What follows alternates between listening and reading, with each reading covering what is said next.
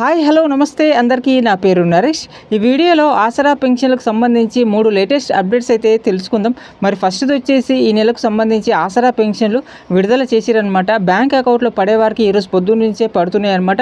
కొంతమందికి మెసేజ్లు రాకపోవచ్చు, బ్యాంక్ అకౌంట్లో మాత్రం చెక్ చేసుకోండి. మరి పడిన వారైతే టెన్షన్ పడదు, 2-3 రోజులు అటు ఇటుగా మరి పడుతూ ఉంటాయి. మరి పోస్ట్ ఆఫీస్లో తీసుకునే వాళ్ళకి ఈ నెలాఖరు వరకు ఇస్తూ ఉంటారు.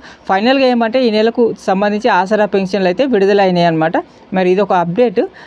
మరి రెండో విషయం ఏమంటే కొత్తగా 2 లక్షల మందికి చేయూత పెన్షన్లు ఇస్తామని మొన్న బట్టి విక్రమార్క గారు అసెంబ్లీలో ప్రకటన అయితే చేసినారు. మరి దీనికి సంబంధించి ఈ బడ్జెట్లో నిధులు కూడా కేటాయించారనమాట. మరి మొన్ననే వార్త వచ్చింది కదా దీనికి సంబంధించి. అయితే దరఖాస్తుల విషయంలో చాలామంది కన్ఫ్యూజ్లో ఉన్నారు. మరి మొన్న వార్తలో ఏమొచ్చిందంటే ఇదివరకే దరఖాస్తులు ఎవరైతే చేసుకున్నారో దరఖాస్తులు అయితే ఏవైతే ఉన్నాయో వాటిని పరిశీలించి క్షేత్రస్థాయిలో మరి నిజమైన లబ్ధిదారులను ఎంపిక చేసి వాళ్ళకు మంజూరు చేయాలని వార్త అయితే వచ్చింది. కానీ మనం దరఖాస్తులు ఎప్పుడు చేసుకున్నారు చాలామంది. మరి 2022లో కేసీఆర్ ప్రభుత్వం ఉన్నప్పుడు సెప్టెంబర్ అప్పుడు ఆసరా పెన్షన్లు ఇచ్చారనమాట కొంతమందికి. అప్పుడు చాలామందికి మిస్ అయినాయి. మరి అప్పుడే చాలామంది దరఖాస్తులు కూడా చేసుకున్నారు. అవి అట్లనే ఉన్నాయా లేవో మనకు క్లారిటీ అయితే లేదు. తర్వాత ఈ ప్రభుత్వం వచ్చిన తర్వాత 2024 జనవరిలో మన దగ్గర ప్రజాపాలన అప్లికేషన్ అయితే తీసుకున్నారు కదా. మరి సంక్షేమ పథకాలకు సంబంధించి ఇందిరమ్మ ఇండ్లు, మరి ఫ్రీ కరెంట్ అని ఇలా మనం ఒక అప్లికేషన్ అయితే మన దగ్గర తీసుకున్నారు కదా. మరి ఆ అప్లికేషన్లే పరిశీలిస్తారా, ఆ అప్లికేషన్లు ఉన్నాయా అనే క్లారిటీ మన దగ్గర లేదు. మనం చేయాల్సింది ఏమంటే మరి ఆ అప్లికేషన్లే మొన్నటి వరకు వార్తలు వచ్చినాయి కదా. ప్రతిపక్షం అయితే దాదాపు 18 లక్షల వరకు అప్లికేషన్లు ఉన్నాయి. మరి మన ప్రభుత్వం ఇప్పుడు చెప్పిందేమో 2 లక్షల మందికి ఇస్తామని చెప్పినారు. మరి ఆ 2 లక్షల మంది కూడా మరి బడ్జెట్ కూడా పోయిన సంవత్సరం ఏ విధంగా పెట్టారో ఆ విధంగానే పెట్టారు అనమాట. ఏవైతే 2 లక్షల మందికి ఇస్తామన్నారో మొన్న ఆసరా పెన్షన్లకు సంబంధించి ఎవరైతే చనిపోయారో అక్రమ పెన్షన్లు ఉన్నాయో అవి కొన్ని తొలగించారనమాట. వాటి స్థానంలోనే ఇవి ఇస్తున్నారనమాట.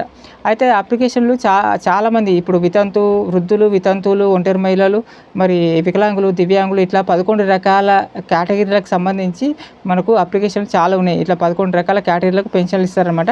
అప్లికేషన్లు చాలా ఉన్నాయి.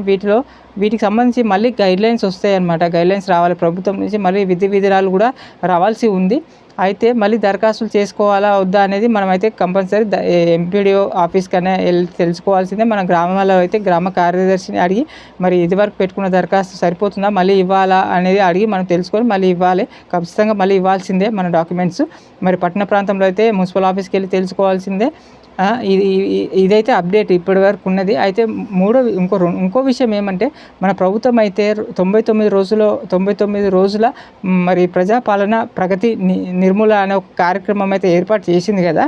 దీనికి సంబంధించి ఏమంటే ప్రతి మరి లబ్ధిదారులకు సంక్షేమ పథకాలు మరి ప్రతి లబ్ధిదారులకు చేరుతున్నాయా లేదా అనే విషయాలపైన కూడా ప్రతి మండలానికి గ్రామానికి మంత్రులు కానీ ఎమ్మెల్యేలు అధికారులతో సహా వస్తున్నారు, అక్కడక్కడ తిరుగుతున్నారు. అయితే సంక్షేమ పథకాలకు సంబంధించి ఏప్రిల్ 20 నుంచి 25 వరకు సంక్షేమ వారం అంటే అది. దీనికి సంబంధించి మొన్న పేపర్లో 2-3 రోజులు వార్త వచ్చింది. ఆల్రెడీ ప్రోగ్రామ్ కూడా స్టార్ట్ అయింది. ఏప్రిల్ 20 నుంచి 25 తారీఖు వరకు మనకు ప్రతి గ్రామానికి ప్రతి వార్డు కూడా తెలుసుకుంటారనమాట. ప్రతి సంక్షేమ పథకం ఇంటింటికి అందుతుందా, కరెక్ట్ పెన్షన్లు కానీ, ఇందిరమ్మ ఇల్లు కానీ, కరెంటు కానీ, ఇట్లా రేషన్ కార్డ్స్ కానీ ఇలాంటివన్నీ తెలుసుకుంటారు. వచ్చిన వాళ్ళకి ఓకే, రాని వాళ్ళకి సంబంధించి అప్లికేషన్ దరఖాస్తులు తీసుకొని వాళ్ళకి లబ్ధిదారులు ఎవరైతే ఉంటారో ప్రతి సంక్షేమ పథకం వాళ్ళకి వచ్చేటట్టు ఏర్పాటు చేస్తారని వార్తలు వచ్చినాయి. మరి ఈ కార్యక్రమంలో అయితే మరి మళ్ళీ దరఖాస్తు చేసుకోవాలి. మనకి ఆల్రెడీ గ్రామ పంచాయతీలో గ్రామాలలో తెలిసిపోతుంది. పట్టణ ప్రాంతాల్లో కూడా వార్డులకి అక్కడ వస్తారంటే మనమైతే మున్సిపల్ ఆఫీస్లో పట్టణ ప్రాంతంలో హైదరాబాద్లో కానీ మున్సిపల్ ఆఫీస్కి వెళ్ళి మనమైతే తెలుసుకోవాలి, మళ్ళీ దరఖాస్తు అయితే చేసుకోవాలి. మరి ఇదైతే నాకు తెలిసిన అప్డేట్స్. నాకు తెలిసింది కాదు, పేపర్లో పత్రికల వచ్చిన అప్డేట్స్ ఈ వార్తలు. నేను ఎప్పటికప్పుడు పత్రికలో వచ్చే అఫీషియల్ అప్డేట్స్ మాత్రమే చెప్తూ ఉంటాను వార్తలు. మరి ఇప్పటివరకు ఉన్న అప్డేట్ అయితే ఇది. మరి ఏమైనా ఎలాంటి అప్డేట్స్ వచ్చినా ప్రభుత్వం నుంచి మళ్ళీ గైడ్లైన్స్ రావాల్సి ఉంది. ఎలాంటి అప్డేట్స్ వచ్చినా నేను చెప్తూనే ఉంటాను. మరి ఏం చేయాలో మరి మిగతా సంక్షేమ పథకాలపైన, రాజకీయాలపైన వార్తలు చెప్తున్నాను. ప్లీజ్ సబ్స్క్రైబ్ చేయండి, లైక్ చేయండి, షేర్ చేయండి. మళ్ళీ లాస్ట్ వరకు చూసిన వాళ్ళకి ధన్యవాదాలు. మరో వీడియోతో మళ్ళీ కలుస్తాను. Thank you. మళ్ళీ ఇంకో విషయం ఉంది. ఇంకోటి ఏమంటే పెన్షన్ల పెంపు గురించి కూడా అడుగుతున్నారు. పెన్షన్ల పెంపు అనేది మనకు ఆల్రెడీ ఈ బడ్జెట్లో అయితే ఎటువంటి మాట ముచ్చటైతే రాలేదు. పెన్షన్ల పెంపు అనేది 2016, 4016 ఇస్తున్నారు కదా. మరి ఇప్పుడు అసలు ఇప్పుడు ఆల్రెడీ 2016, 4016 వచ్చిన వాళ్ళకంటే అసలు రాని వాళ్ళు ఉన్నారు కదా చాలామంది, ఎదురు చూసిన వాళ్ళకే ఇంపార్టెన్స్ ఎక్కువ ఇచ్చి ఇప్పుడు ప్రకటన చేసిరనమాట. మరి పెంచితే 500 వరకే పెంచే అవకాశం ఉందని మొన్ననే వార్తలు వచ్చినాయి. ఇంతకుముందు మనకు ఏప్రిల్ నుంచి పెంచే అవకాశం ఉందని. 4000, 6000 అయితే కాని పని, అది చేయరు. 2500 అయితే చేసే అవకాశం ఉంది. మరి దానికి సంబంధించి ఎలాంటి అప్డేట్స్ ఉన్నా మన ఛానల్లో వస్తూనే ఉంటాయి, చెప్తూనే ఉంటాను. Please, thank you. సపోర్ట్ చేయండి, లైక్ చేయండి, షేర్ చేయండి. Thank you.